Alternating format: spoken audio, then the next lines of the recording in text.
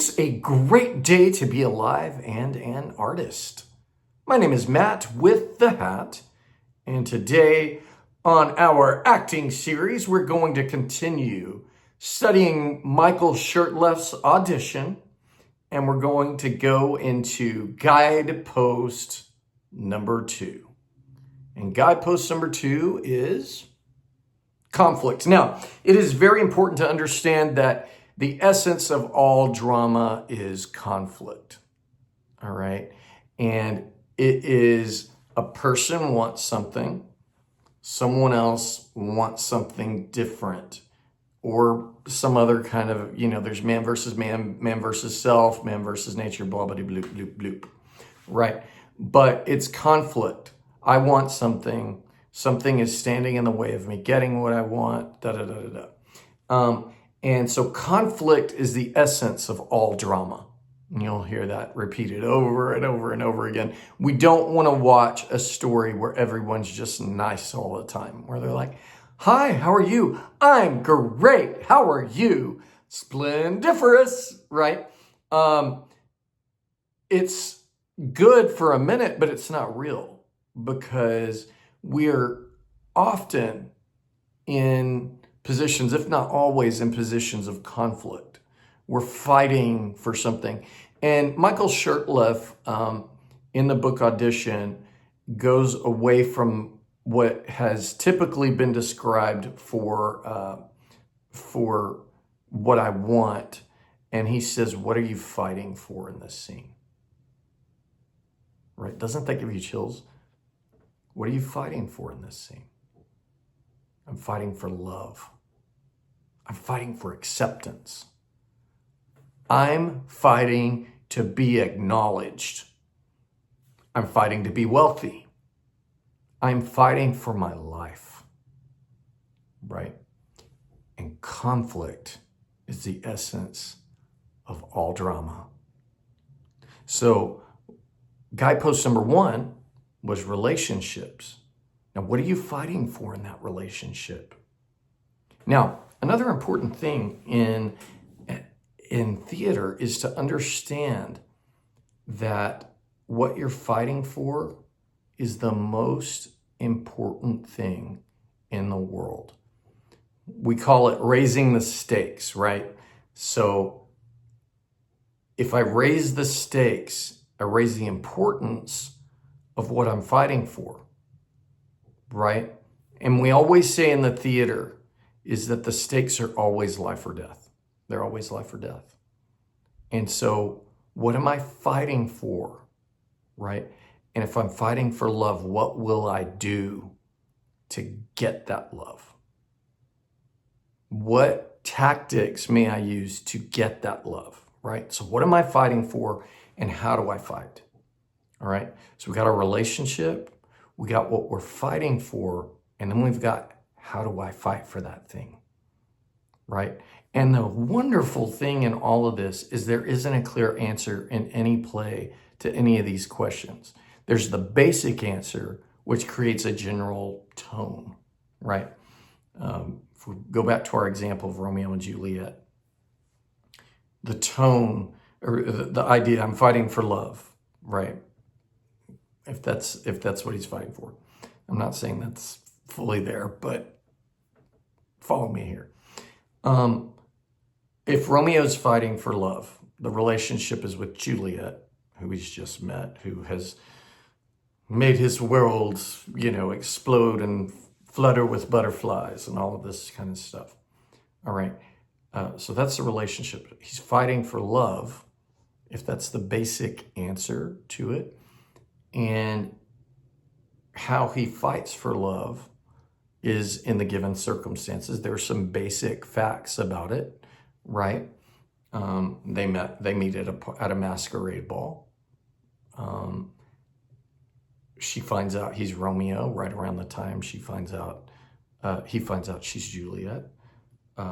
He's running away from the party, and he jumps the fence, and she's alone on her balcony by her window, and he is wanting to see her with everything, every fiber in his being, right? That's the basic part of that. But if we go a little deeper and we go into how do I fight for what I want, right? So we know he jumps the walls. How do I say that?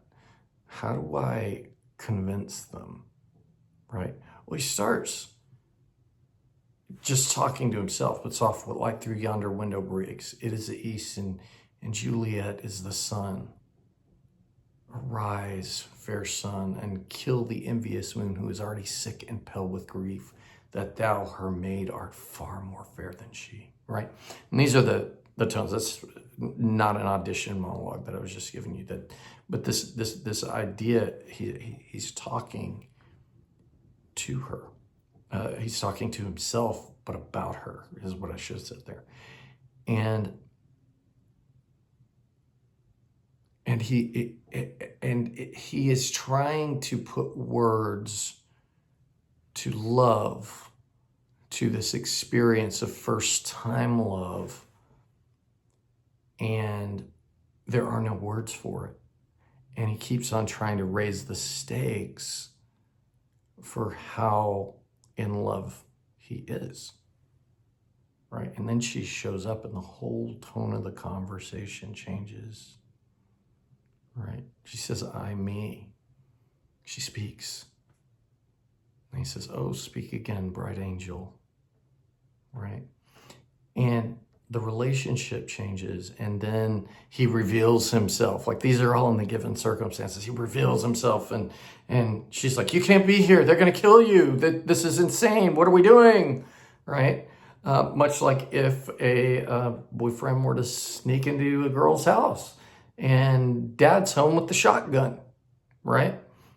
You better leave because dad will kill you, right? And how that's played is the fun in it. What am I fighting for? And how do I get what I want? All right. We could say that Romeo's not in love in that moment. He's got feelings going on, right? We could say he wants something else. And there's some definite textual evidence to support that. And whatever he's fighting for, and whatever Juliet's fighting for, how you fight should be interesting, should be based on the relationship, right? If we generally are fighting for Juliet, boring. It's boring, boring, boring. If I'm generally fighting for this random imaginary girl that's in this random play, it's not interesting, right? But if I'm very specific, and I add the relationship into that, right? Then how I flirt, how I look. What are those, like if I think of my partner, what are those things that I know about my partner that no one else knows, right? The way he smiles, the way, the sense of humor he has, his laugh, the different things. And these are the things that will charge your monologue up. It'll charge it to the place where you're going, that's interesting. And to the director, and I'm a director, I notice, there's thought going on there. There's relationship, and he really wants what he wants, and he's trying something different, something unexpected. Yeah? Because how we go about things, all right? For those of you who are watching this, you know that when you ask someone out on a date, it is a weird thing. There's all this chess that goes on, this internal chess, right? It's like, let's say you meet this person, you fall madly in love instantaneously. There's this connection, right? Butterflies are going on in your stomach and you got this connection.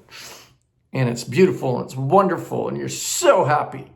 But you don't know if the other person is reciprocating that connection. And so there's this little chess dynamic that goes on, right? oh, we're talking a lot, we're doing all these things, we're kind of flirting, but we're only flirting so far, and we're trying to find out if they feel the same. It's this thing of like, I think modern times, I'm texting someone and the other person's texting back and they're excited and all of this kind of stuff. But you don't know, do they like me or are they just my friend right now? Right. And so this chess game is where the intricacies and the interest for a director is seeing, that's relatable. I've been in that circumstance. I've been in that place where I've wanted to date someone and I haven't known, are they into me? Or is it just in my imagination? Right? And those little quirky things, the giggly excitement of Romeo or Juliet, the mystery of it. These are things to play with in the action. Yeah. So guidepost number 1, relationship. Guidepost number 2, conflict. What are you fighting for? And fight hard and fight interestingly. Based on guidepost number 1, relationship. I hope this is helpful to you. I would love to go more into detail on all of this. You are fantastic. I love you. Keep making art and have a beautiful day.